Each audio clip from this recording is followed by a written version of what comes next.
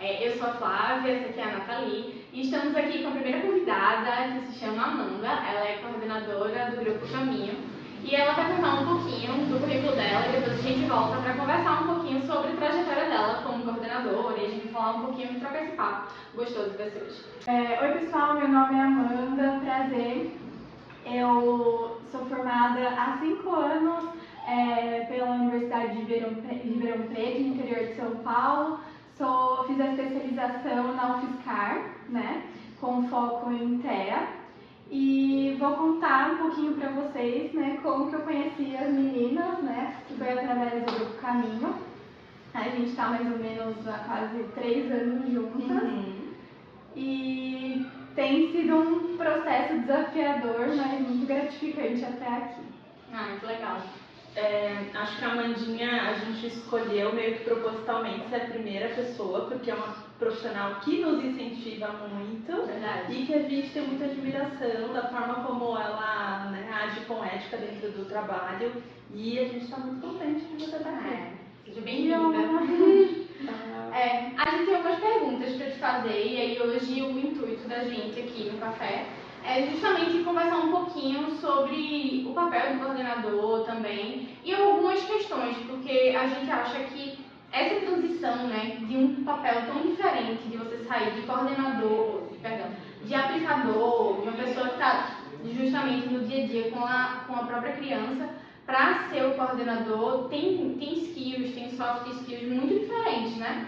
Então, a gente queria entender um pouquinho, talvez a primeira pergunta, seria interessante tu falar um pouquinho de como foi para você essa diferença de tanto habilidades que você teve que adquirir ao longo da sua trajetória como coordenadora, como também esse choque, né, de sair de aplicadora para ser coordenadora, que talvez deve ter sido um pouco um baque, talvez, não sei, mas se você puder falar um pouquinho seria legal. Pode falar das partes ruins? Claro, por favor. Eu acho que a minha maior dificuldade foi não ter um contato tão direto com as crianças. Eu acho que foi o que eu mais sofri até então, né, de estar no atendimento direto, porque para mim isso é muito reforçador. Então essa foi uma das minhas maiores dificuldades, esse distanciamento com os casos, mesmo estando lá, dentro de sala, todos os dias, mas é muito diferente. E uma coisa que eu conversei recentemente com uma colega de trabalho foi que, como aplicador, você tem um cansaço físico, né? Então você, não que como coordenadora não estava sendo assistida pelas pessoas que trabalhavam comigo, mas eu acho que é muito mais fácil nesse sentido, você estar reaplicando ali, as orientações eram mais, enfim, eram mais rápidas, diretas, então isso era um pouco mais tranquilo, e então era um cansaço mais de fato físico.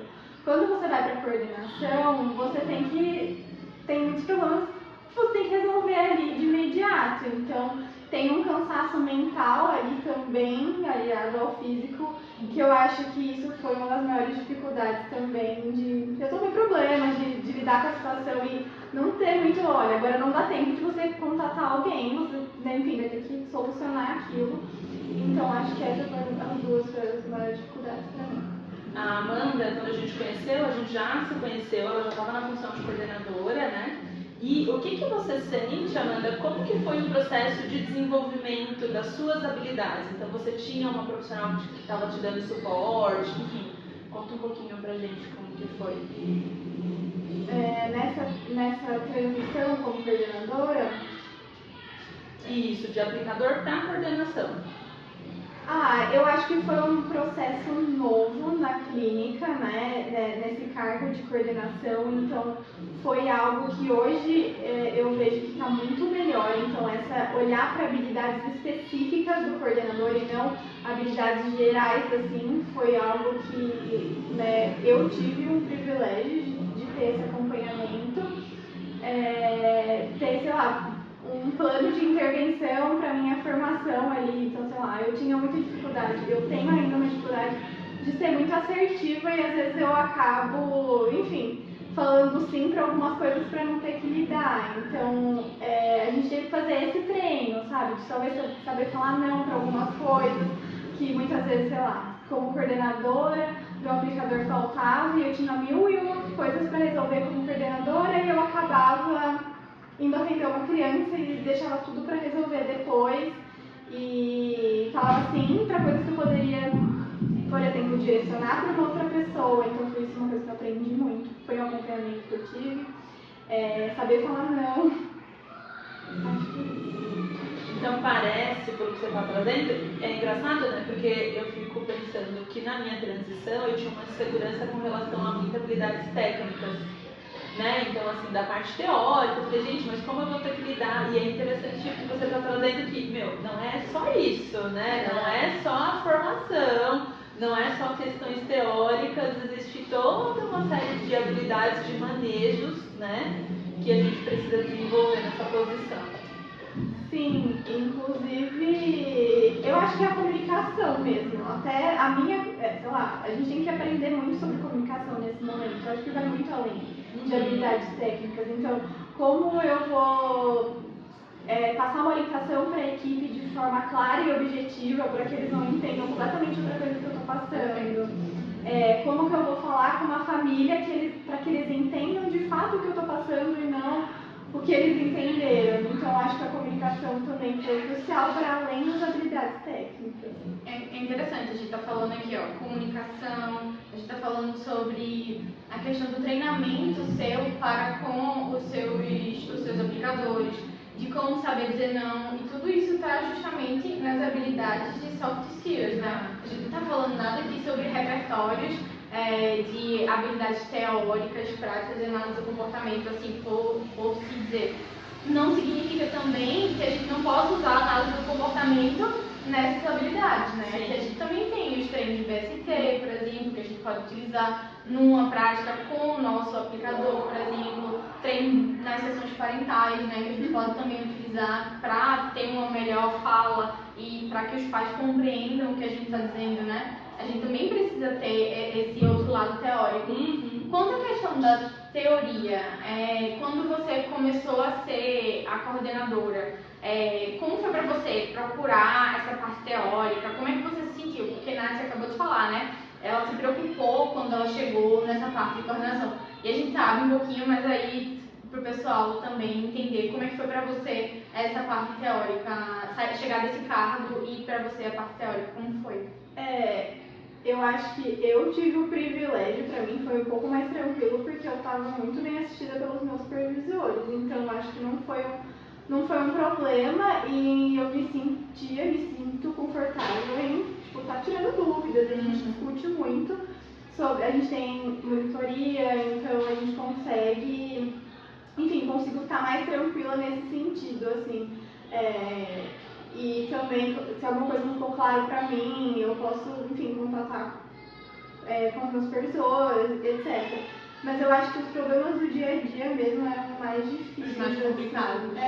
Então, e também outra coisa, então, sei lá, se eu via uma dificuldade na equipe que talvez eu não soubesse falar tecnicamente ou teoricamente, eu buscava ajuda. Então, eu nunca tive problema em sinalizar para a equipe também que, eu não sei responder isso e a gente vai precisar de pedir ajuda. É importante, né? A gente tá num cargo de liderança, não significa que a gente não possa dizer, calma, isso eu não sei. Eu acho que a gente tem essa dificuldade, não necessariamente a gente, mas eu acho que pessoas que assumem cargos de liderança, muitas vezes acabam achando que por assumir cargos, não deveriam saber falar, não sei, desculpa, vou procurar isso, vou na próxima reunião, que traga uma resposta.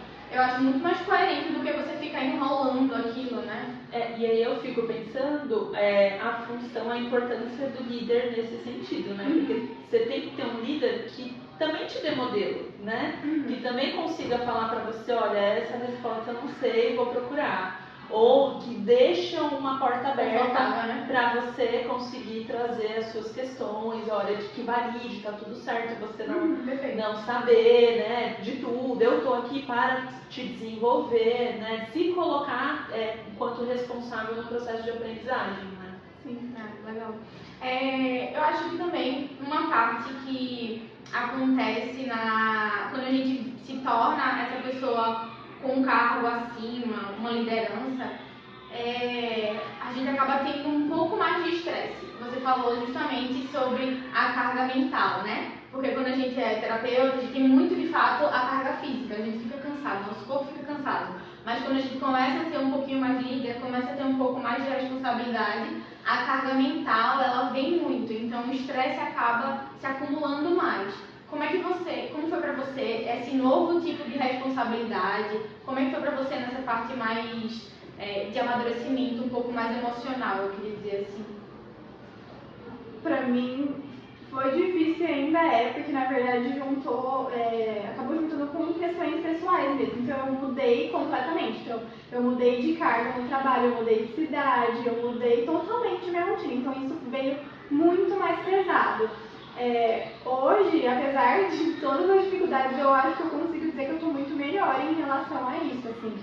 Até porque eu aprendi também, e é uma dificuldade minha também, organizar melhor meu tempo. Porque antes eu não tinha uma boa organização em relação a isso, então acabava virando uma mistura, eu acabava me sobrecarregando, acabava trabalhando de final de semana, porque eu também me cobro bastante, né? Eu queria mostrar, né, enfim, que eu vim para fazer alguma coisa funcionar de fato.